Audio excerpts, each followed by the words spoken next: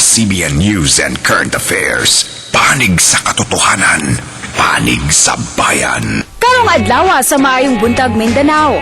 Mga piniling estudyante sa FD Zone Elementary School gipaubo sa feeding program. Nangita ba mo pwedeng mahimong negosyo?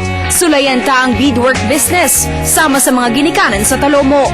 Sa News Patrol, mga pulis ug Mayor Duterte gididaan sa ilang abogado paghatag og komento bahin sa shootout. Mga pulis nanghinlo palibot sa palengke sa Digos City. Ug mga moske sa syudad gilibot ni Duterte aron mga pudapod og pagkaon nato sa pagsaulog sa Ramadan.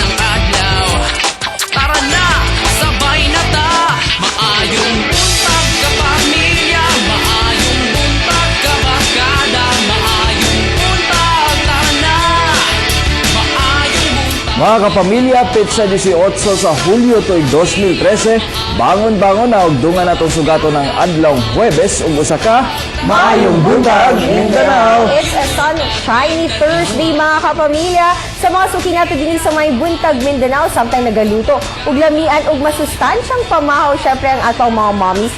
Ang ubansad na busy na naghikay sa ilahang mga himuon na trabaho labi na sa mga estudyante nga naga-prepare po para sa pag-ato nila sa ilang klase. Syempre tutug sa amo sa Maayong Buntag, Mindanao. O karon nga ma-inspire ta mga kapamilya, sugdan ta nga atong adlawng Huwebes ug usa ka good news kay laing duha na usab ka mga Pinoy ang nagdala og dungog dinhi sa Pilipinas. Labi na kay kini sila mga kids pag yun sila. Tama ka diha, Franz, nagkampiyon ang top junior tennis players din sa Pilipinas nga si Miko ug Alex Iala sa pinaka-prestihiyosong tennis tournament para sa mga kids, ang Little Mo International Tennis Championship nga giheld sa United States Air Force Academy sa Colorado.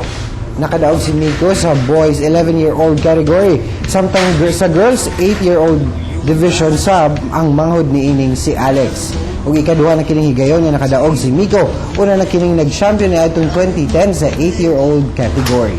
All in all mga kapamilya, ang mag-igso nakatudna og nakauli na dinhi sa Pilipinas ug unom ka mga tropeyo sa natad sa sports na tennis. Okay, ug syempre ang Little Mo International Tournaments ginahimo kada tuig nga ginaapilan sa mga batang nagpangidaron og 8 hangtod sa 12 anyos. Ang mong tournament gipanganlan kay Maureen Connolly nga usa ka Hall of Famer sa tennis ug siya sab ang pinakabatang record holder sa pinakaunang babae nga naka-Grand Slam sa upat ka lain-laing tournament. Kung kagahapon ang atong gibalita din atong good news kagahapon is mga Pinoy nga nag-champion sab sa usa ka mga sa math tournament karon na pud sa natad sa sports na sab gipakita sa mga Pinoy nga kaya gid nato nga musikat sa laing nasod.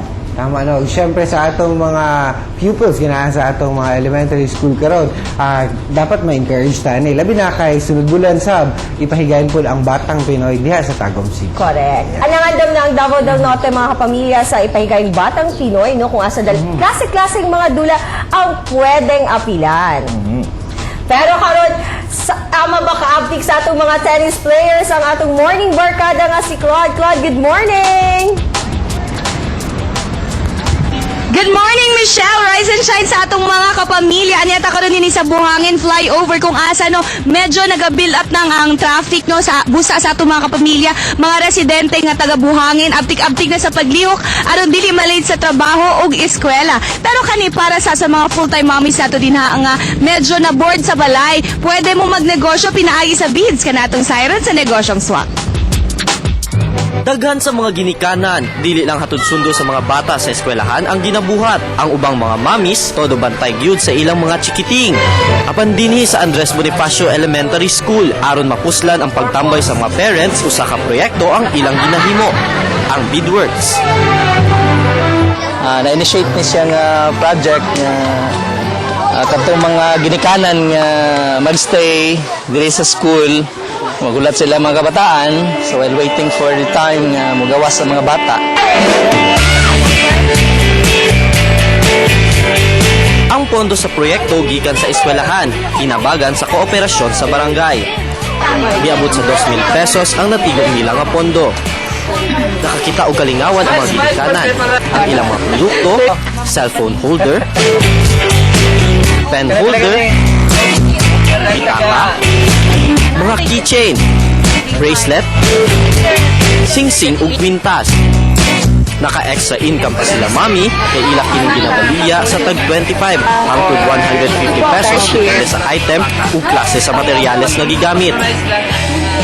So makaroon nakita yun ako niya nana sila yung mga color combination, mas gwapo na kung tan-aw nimo mas dali siya mahalin. Para ni Evelyn Estrada, dakong tabang kini alang kaniya kay gawas na duna na sila bagong hobby, makakwarta pa sila. Para sa among mga mama diri dako gyud siya tabang para sa among kay siyempre kami mga mama wala man gyud mi ginabuhat diri sa eskwelahan samtang ulat mi sa among mga anak, at least nami ginatrabaho nga makatabang pud ko sa among abisag sa ginagmay lang nga income.